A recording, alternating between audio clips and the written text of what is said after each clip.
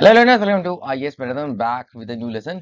And इस वाले lesson में हम बात करेंगे इंडियन नेशनल आर्मी की, सुभाष चंद्र बोस और इनसे उससे उनसे रिलेटेड क्या एक्टिविटीज की गई एंड क्या एफर्ट्स, क्या स्ट्रगल उन्होंने किया to get the independence for the nation.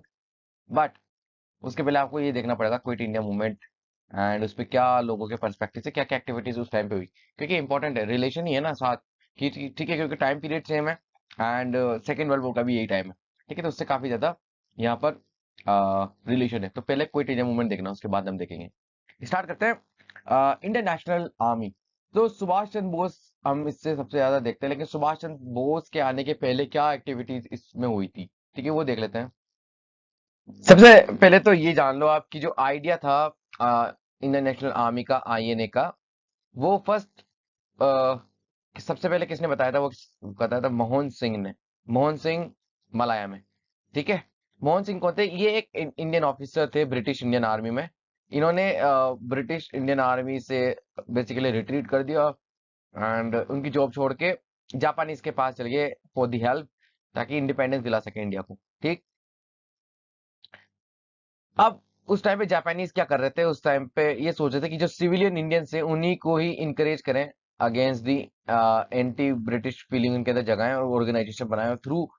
देखो, जापानीज तो अलाइड पावर के अगेन में थे ना, अगेंस्ट में थे, राइट? और वर्ल्ड वॉर इन्हीं के अगेंस्ट तो चल रहा था, राइट? उनके पास कोई भी ऐसा आइडिया नहीं था जापानीज के पास इस टाइम तक कि वो कोई आर्मी खड़ी कर देंगे अगेंस्ट दी ब्रिटिशर्स। ठीक। ठीक, तो क्विट इंडिया मूवमेंट ने एक फिलिप प्रोवाइड किया इंडियन नेशनल आर्मी के जो ये मिशन थे उसको भी। एंटी ब्रिटिश डेमोन्स्ट्रेशन ऑर्गेनाइज किए गए, कहां पर? मलाया में। ठीक। सितंबर 1 1942 को फर्स्ट डिवीजन बनाएगा आईएस आईएनए का। ठीक है, जिसमें 16,300 मेन थे। ठीक है, तो बहुत बड़ी आर्मी, एक बहुत बड़े नंबर में यहाँ पर जुट गई। जापानीज भी चाहते थे कि एक इस तरीके का कुछ हो। ठीक। बाय दिसंबर 1942 एक सीरियस डिफरेंस क्रिएट हो गए between the Indian army officers और जापानी, जो जापानीज थे उनके बीच में, कि क्या रोल रहेगा बेसिकली इंडियन नेशनल आर्मी में। ठीक है। मोहन सिंह एंड निरंजन सिंह गिल, इनको अरेस्ट कर लिया गया था। ये सीनियर मोस्ट इंडियन ऑफिसर थे जिन्होंने आईएनए बनाई था। ठीक है। एंड जापानीज क्या चाहते थे? वो चाहते थे कि एक token force of 2,000 man Indian army की, वो जाकर के अटैक लीड करे। ठीक है, I mean in Japanese force को असिस्ट करे इंडिया पे अटैक करने के लिए। बट मोहन सिंह क्या चाहते थे? To raise an Indian army of 20,000 man. ठीक है, ये बड़ी आर्मी करना चाहते थे, फिर अटैक करना चाहते थे, तो ये डिफरेंसेस यहाँ पर क्रिएट हो गए। ठीक। अब बात करेंगे very very very important person की, सुभाष चंद्र बोस की, और इनकी एंट्री कैसे हुई। तो ये सेकंड फेज में हम बात करते हैं आईएनए का।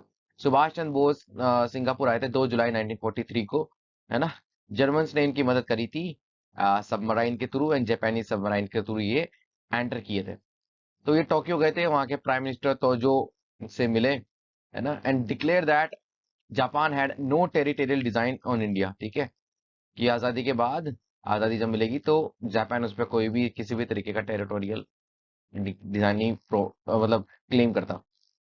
बोस वापस आए Singapore and set up a provisional government. ये वाली जो प्रोविजनल गवर्नमेंट नहीं, of free India. 21 October 1943, very very important date, इसको जरूर नोट कर लो आप। 21 अक्टूबर 1943 जब प्रोविजनल गवर्नमेंट बनाई गई थी एंड इसने डिक्लेयर कर दिया वॉर ऑन ब्रिटेन। यूएसए ने और उनके एक्सिस पावर्स ने बेसिकली इसको क्या किया? रिकॉग्नाइज किया। किस, देखो, इसको ध्यान समझो, प्रोविजनल गवर्नमेंट ने वॉर किस पे डिक्लेयर करी है? ब्रिटेन पे और यूएसए पे, है ना?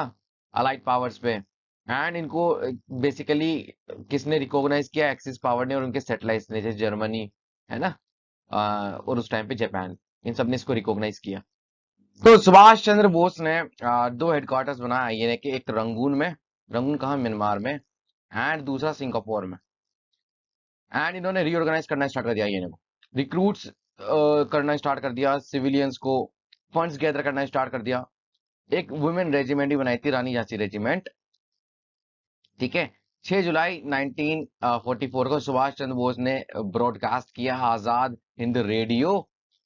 ठीक है, फ्री इंडिया रेडियो बनाया, जिसमें इन्होंने गांधी जी को भी एड्रेस किया एंड सेड कि इंडिया का last war of independence start हो चुका है, and father of our nation in his holy war of India's liberation we ask for your blessing and good wishes. हमको आपका आशीर्वाद चाहिए और शुभकामनाएं चाहिए, ऐसा इन्होंने कहा। और फादर ऑफ नेशन किसने इनको टैग दिया? ये भी सुभाष चंद्र बोस ने दिया था, राइट।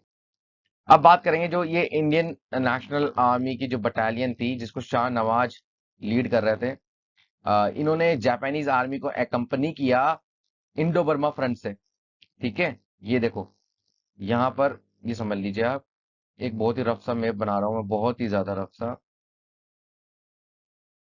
ठीक है।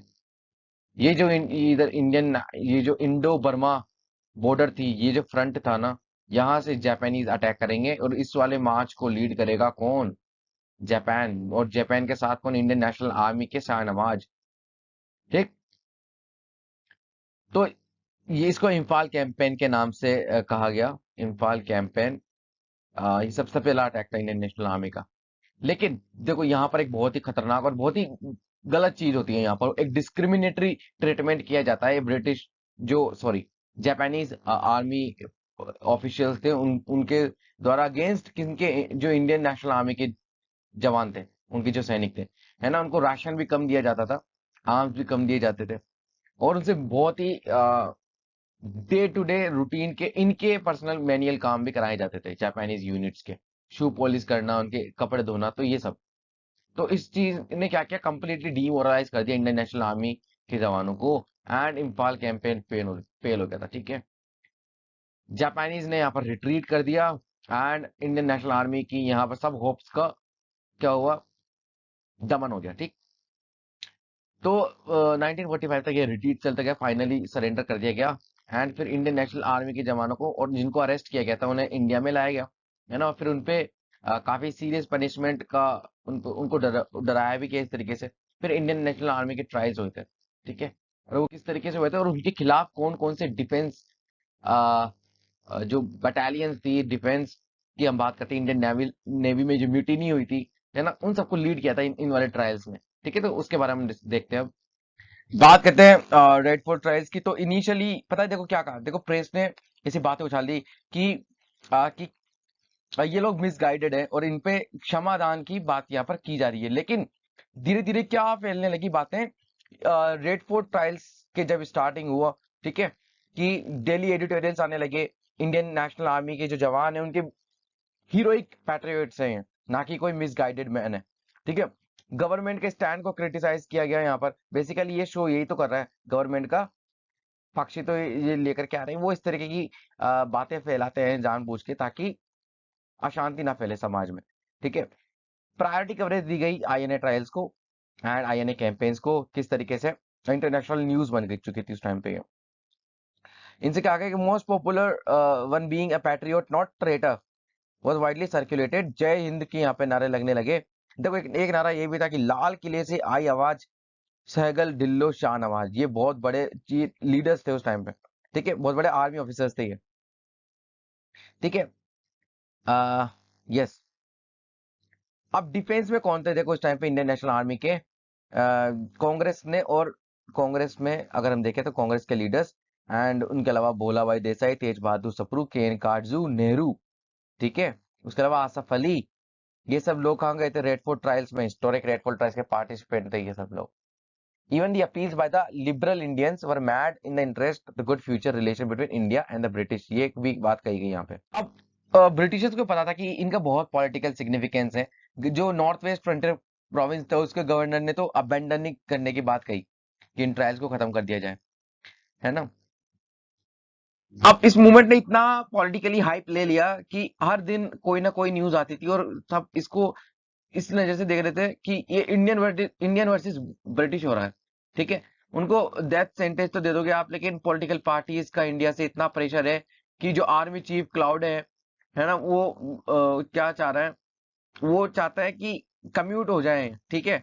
वो उनको फोर्स कर दिया कम्यूट करने के लिए, माफ करने के लिए इन सेंटेंसेस को, ठीक है।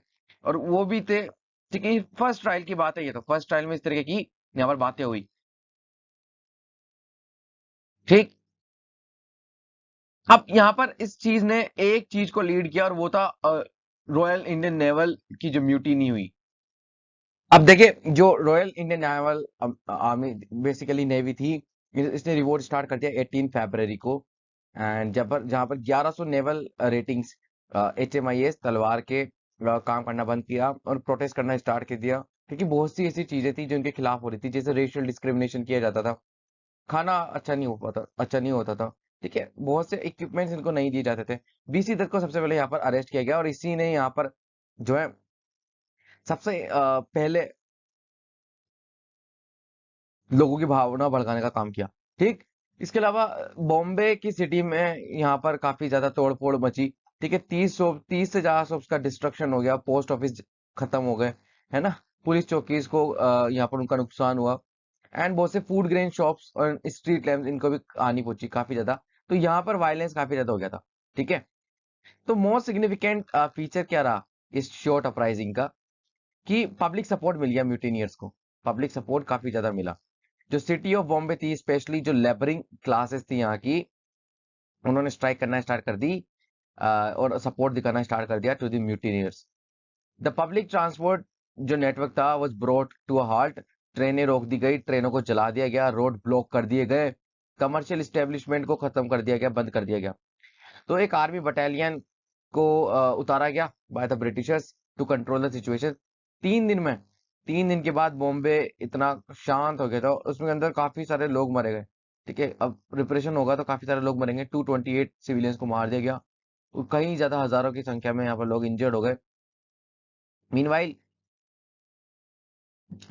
जो मोहम्मद अली जिन्ना थे, उनके अलावा वल्लभ भाई पटेल थे, इन्होंने काफी सारे एश्योरेंस दिए इन रेटिंग्स को, इन बेसिकली सिपाहियों को, कि जो है सिंपैथेटिक ट्रीटमेंट आपके साथ किया जाएगा।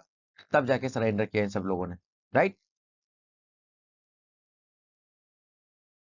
अब बात सुनो, जैसे लीडर्स थे उस टाइम पे, तो उनको एक बात रियलाइज हुई कि अगर इस तरीके की अपराइजिंग होती है सेंट्रलाइज डायरेक्शन और इनसे कंट्रोल से बाहर जा करके, तो ये इंडिपेंडेंस की बात अच्छा नहीं होगा इंडिया में।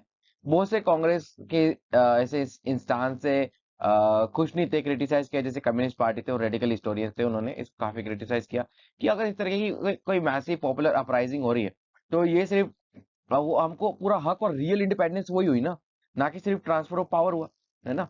लेकिन कुछ भी कहो, जो ये बहुत ही ओवर स्टेटेड बात मानी जा सकती है, ये आर्ग्यूमेंट, ये बहुत डिबेट है। ठीक है, लेकिन RIN रिवोल्ट जो रहा वो बहुत ही रिलीजेंट एक तरह से। खुद सोचो ना यार, कि आपकी आर्मी आपके खिलाफ है, आपकी नेवी आपके खिलाफ है, क्या रूल कर लोगे आप, है ना। तो कितनी बड़ी बात है ये। ठीक है, तो इसने बहुत ही ड्रामेटिक इम्पैक्ट छोड़ा पॉपुलर कॉन्शियसनेस पे। एंड लोगों को अंदर जो लिबरेटिंग फीलिंग थी ना, लोगों के अंदर आजादी पाने की इच्छा और ज्यादा तेज हो गई इस टाइम पे। ठीक है, तो RIN revolt is very very very important event. And ultimately कब जाकर के